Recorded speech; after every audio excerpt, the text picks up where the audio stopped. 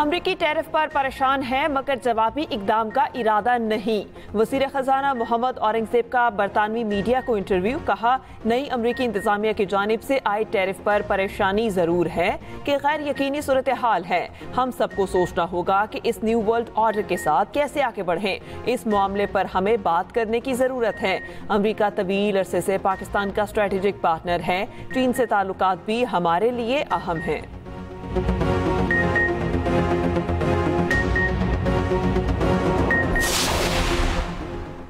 Iran में 8 पाकिस्तानियों के कत्ल पर वज़ीर आज़म शहबाज शरीफ की शदीद मज़म्मत। ईरानी हुकूमत से मुलजिमान को गिरफ्तार करके करार वाकई सजा दिलवाने का मुतालबा।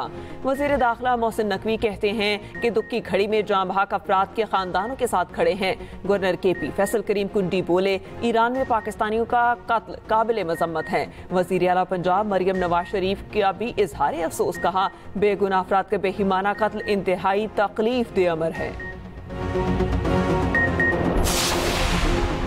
तर्जुमान ईरानी सिफारत खाने का कहना है, ईरान में 8 पाकिस्तानियों के कत्ल के वाक़े की तहकीकात शुरू कर दी गई। ईरानी पुलिस मुलव्विस दहशतगर्दों को गिरफ्तार करके सख्त से सख्त सजा दिलवाने के लिए पुरअज़्म है।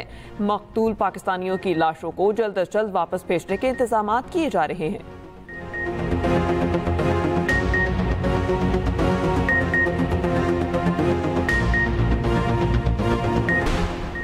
ईरान में 8 पाकिस्तानियों का बेदर्दी से कत्ल। ईरान की सिक्योरिटी पर बड़े सवालात। ज़राए के मुताबिक कत्ल किए गए मासूम पाकिस्तानी शहरी ईरान में रोजगार के सिलसिले में मुकीम थे।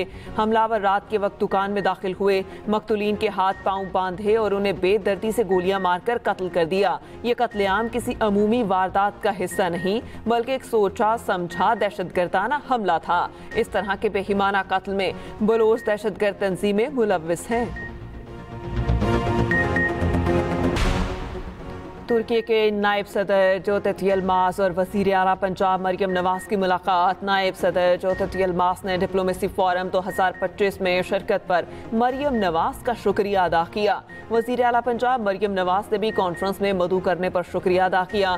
दोनों रहनुमाओं ने पाकिस्तान और तुर्की के दो तरफा दिलचस्पी के अमूर और ताउन बढ़ाने पर गुफ्तगू की। दोनों ममालिक के दरमियान मुश्तरका तालीमी मंसूबों और माशी शराकत दारी को फरोग देने पर इत्तेफाक। वज़ीर आला मरियम नवाज की तुर्की के नायब सदर को पंजाब के दौरे की दावत। अमरीका से पायदार ताल्लुकात पाकिस्तान की खारिजा पॉलिसी में कलीदी हैसियत रखते हैं। अमरीका में 30 अप्रैल को पाकिस्तान कॉक्स का इनेकाद खुशाइंद है। पाकिस्तान दहशतगर्दी और दुनिया के दरमियान दीवार की हैसियत रखता है। वफाकी वज़ीर दाखिला मोहसिन नकवी की अमरीकी कांग्रेस मेंस के वफ़द से मुलाकात में गुफ्तगू। अमरीकी कांग्रेस मेंस के मुताबिक दहशतगर्दी के खिलाफ जंग में पाकिस्तान के किरदार को भरपूर तरीके से उजागर करने की ज़रूरत है।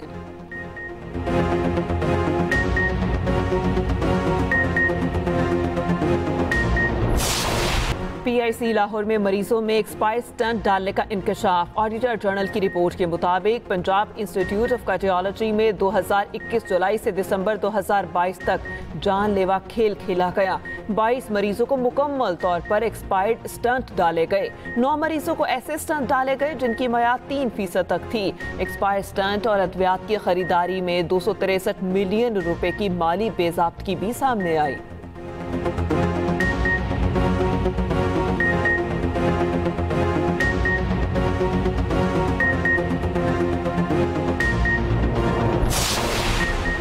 पाकिस्तान में अक़लियतों को मुकम्मल मजहबी आज़ादी हासिल है। करतारपुर पाकिस्तान में मजहबी रवादारी की जिंदा मिसाल है। चेयरमैन पाकिस्तान उलमा कौंसिल हाफिज ताहिर अशरफी का लाहौर में बैनुल मज़ाहिब हम आहंगी कॉन्फ्रेंस से खिताब।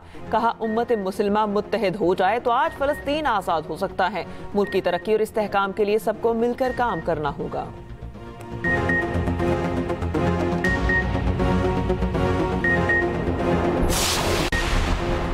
सऊदी हुकूमत ने मुसाफिरों के लिए नई सफरी हिदायत जारी कर दी। उम्रा वीज़ा रखने वाले मुसाफिरों के लिए सऊदी अरब हुकूमत ने नए कवायद और शराइत आयद कर दी। हर साल 15 शवाल के बाद उम्रा वीज़ा रखने वाले मुसाफिरों को सऊदी अरब सफ़र की इजाज़त नहीं होगी। सऊदी एविएशन एयरलाइंस को नई हिदायत पर सख्ती से अमल करने का हुक्म।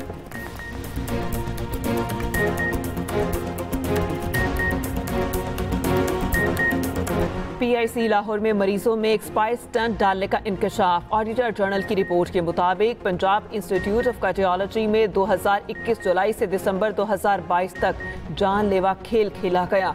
22 मरीजों को मुकम्मल तौर पर एक्सपायर्ड स्टंट डाले गए। 9 मरीजों को ऐसे स्टंट डाले गए जिनकी मयाद 3% तक थी। एक्सपायर्ड स्टंट और अद्वियात की खरीदारी में 263 मिलियन रुपए की माली बेज़ाब्तगी भी सामने आई।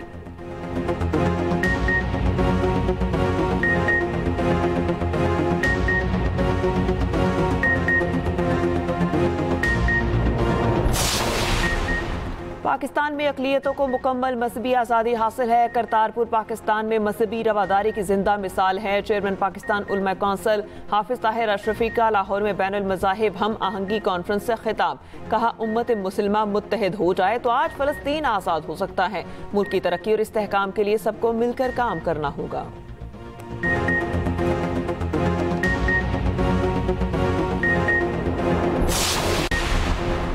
सऊदी हुकूमत ने मुसाफिरों के लिए नई सफरी हिदायत जारी कर दी। उम्रा वीज़ा रखने वाले मुसाफिरों के लिए सऊदी अरब हुकूमत ने नए कवायद और शराइत आयद कर दी। हर साल 15 शवाल के बाद उम्रा वीज़ा रखने वाले मुसाफिरों को सऊदी अरब सफ़र की इजाज़त नहीं होगी। सऊदी एविएशन एयरलाइंस को नई हिदायत पर सख्ती से अमल करने का हुक्म।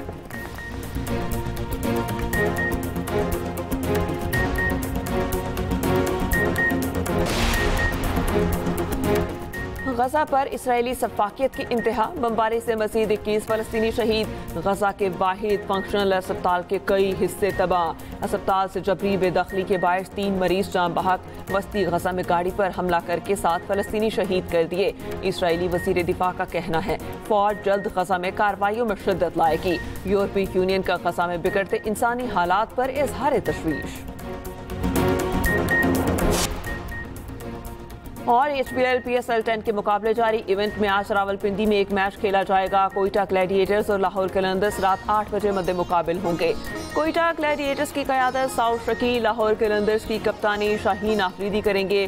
ग्लैडिएटर्स पहला मैच जम्मी के खिलाफ जीत चुके, जबकि कलंदर्स पहला मैच यूनाइटेड से हार चुके।